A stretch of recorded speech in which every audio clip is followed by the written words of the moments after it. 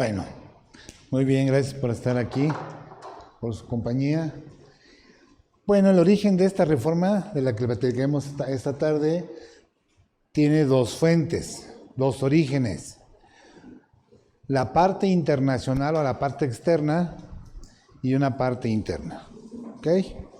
O sea, se origina por dos presiones o por dos caminos.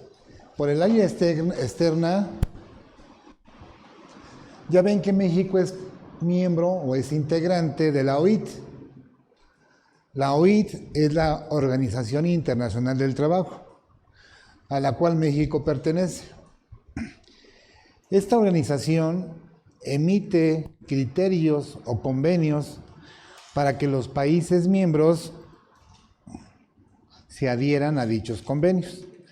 En total hay 189 convenios a este momento, pero México solo ha firmado 80. O sea, todavía le falta más de la mitad, mucho más. Paulatinamente, me imagino que México, con la presión que reciba de países con los cuales tiene tratos comerciales, se irán incorporando nuevos convenios a México. Actualmente manejan nada más 80 y uno de esos convenios es el 98, el convenio 098. Ese convenio habla de la libertad sindical, pero se aprovechó la coyuntura, digamos que se aprovechó al mismo tiempo que el convenio 98, se aprovechó el TEMEC. El TEMEC es el Tratado Estados Unidos-México-Canadá. ¿Se acuerdan que anteriormente lo conocíamos como el TELECAN? El TLC o el TELECAN, Tratado de Libre Comercio con América del Norte, TELECAN. No cambió, sus siglas en inglés eran NAFTA. Y el TELECAN, ¿te acordarás, Enrique? Gusto verte. Nació en la época de Salinas, en el año 94. Y no se había revisado ni vuelto a validar. Y ahora con las presiones de Trump, ya ven que ha estado presionando mucho a México, y sobre todo en materia de aranceles, le dijo a México, a ver, ¿quieres que te firme otra vez el tratado? Sí, pero tendrás que hacer ajustes al tratado anterior. Pero aparte de hacer ajustes al tratado anterior, tendrás que hacer ajustes en materia laboral. Porque tu ámbito laboral no es exactamente el ámbito que aplica en Estados Unidos ni en Canadá. Y México, para no perder esta firma de ese gran tratado que representa para él, pues somos el socio más importante de Estados Unidos. Somos su principal proveedor. Después de nosotros, ¿quién? 80% de las compras que hace Estados Unidos son a México. Entonces, pues México no puede perder un socio comercial tan importante como Estados Unidos. Y entonces, por la presión del tratado nuevo, que se llama UMSCA, United States, México, Canadá, ese es el UMSCA, conocido como el TEMEC, Tratado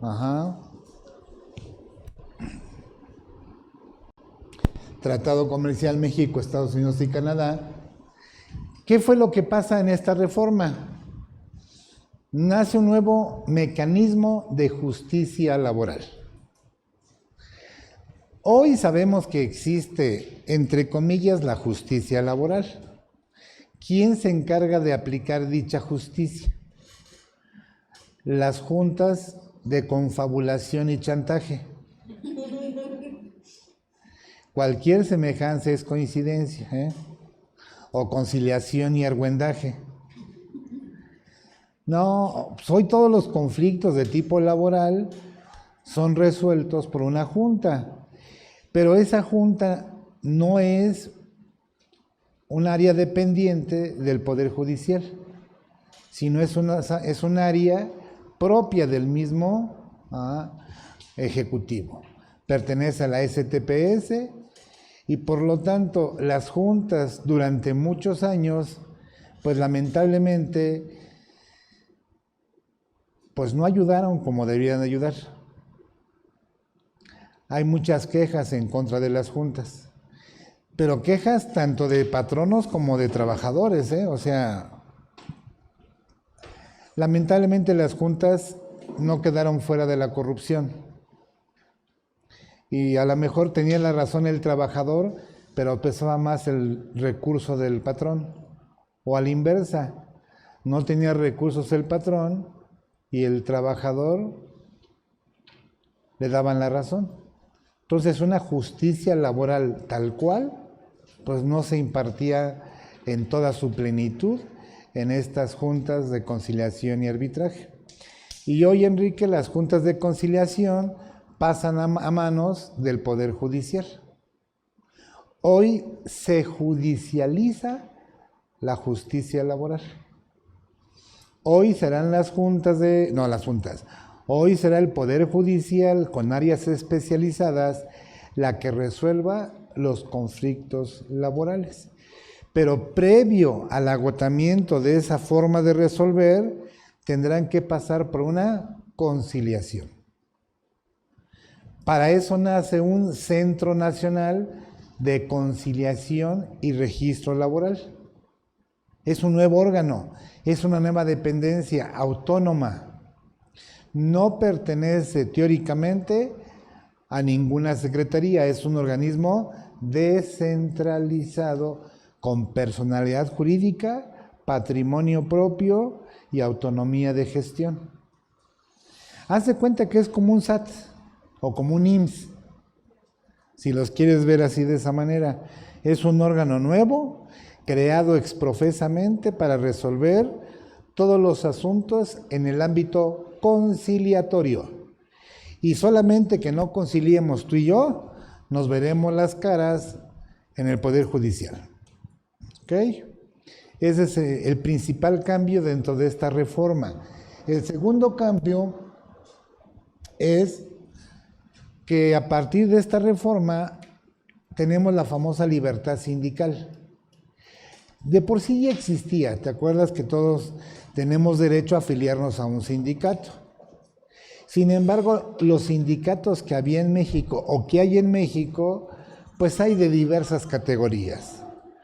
Tiene sindicatos de protección, sindicatos charros, sindicatos blancos, sindicatos que no son sindicatos. O sea, México se ha prestado para que el ámbito de los sindicatos sea muy variado, pero no robusto. La reforma que se inserta en esta ocasión tiene que ver precisamente con la libertad que tú tienes de elegir ahora a tu propio sindicato. Tú y solamente tú decidirás si te afilias con A o te afilias con B. Eso sí, el patrón no puede tener más de un sindicato. El que tenga la titularidad se llevará, en su caso, a todos los trabajadores si demuestran su adhesión. Esto pues, va a permitir que haya una libertad en la elección de los líderes. Y otra cosa dentro del liderazgo del sindicato es que los puestos sean rotativos, no que sean eternos como ahorita. Tienes el caso más claro de con dos líderes. El de Pemex, Romero de Champs, que tiene ¿cuántos años de líder? ¿No? Y tienes el otro sindicato, el de Teléfonos de México. Con Hernández, que ya tiene años, 30 años de líder sindical, senador, por cierto, además, político además. Entonces el problema de ellos es de que tienen tantos años el control, pues que luego no son muy transparentes con el manejo y rendición de cuentas. Entonces lo que se trata de hacer con esta reforma es de que haya una mayor transparencia, menor opacidad en el manejo de recursos y en la solución de conflictos. Entonces, nuevo sistema de justicia laboral, el centro de conciliación y la libertad sindical. ¿Qué van a desaparecer? Las juntas, y nace un área del Poder Judicial específicamente creada para resolver los asuntos y controversias en materia laboral, previa a la conciliación. Forzoso es la conciliación. Si no se concilia, juicio.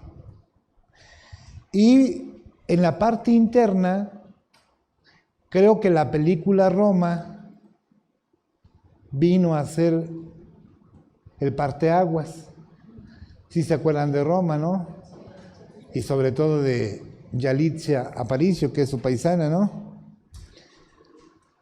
Porque por la película Roma, como que las sirvientas o las personas del hogar, trabajadoras del hogar, agarraron más fama. Y hay una reforma en trabajo doméstico. Una reforma total a lo que es el trabajo en los hogares. Ya no se llaman trabajadores domésticos, ahora se llaman trabajadores del hogar. Y abarcan los dos, Enrique, mujeres y hombres. ¿Puede haber hombres trabajadores del hogar? Se llaman maridos. Digo, el que se sienta aludido, bueno, pues.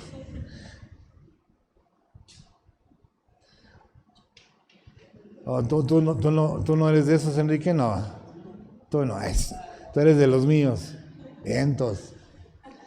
Bueno, y ahora, esos trabajadores domésticos, una vez más en julio, se vuelve a reformar la ley del trabajo para darles, ahora sí, lo que no les dio la reforma de mayo. ¿Qué fue lo que les dio esta reforma de julio? Les dio derechos laborales, aguinaldo, prima vacacional. Eso tendremos que pagarlo ya, que antiguamente no se pagaba. Había quien sí les daba una gratificación, pero no era nada formal o nada a la par de la ley. Ahora sí están tuteladas por la ley. Y la otra cosa más importante es que tienen derecho a la seguridad social. Hay que inscribirlos al Seguro Social, tanto a trabajadoras como trabajadores domésticos. Esto es en sí, a grandes rasgos, lo que encierra la reforma.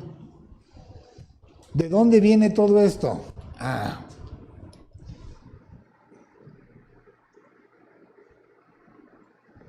Lo vamos a ver ahorita, mira.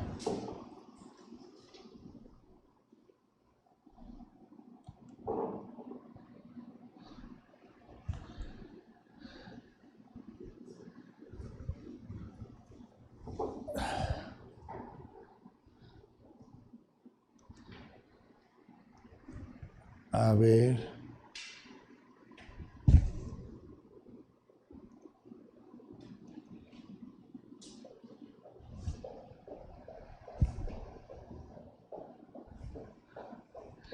Ayúdenme usted, que es... A ver. ¿No me dieron avanzador?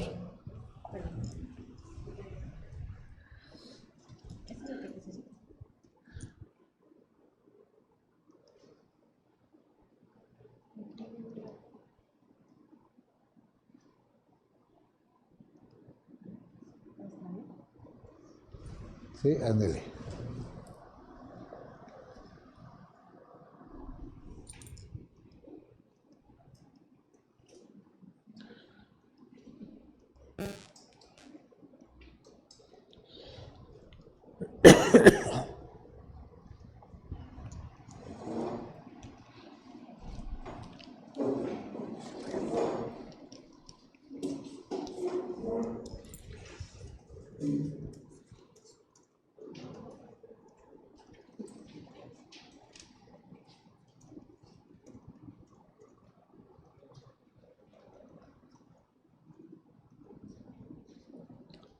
Como que lo pasan dos, ¿no?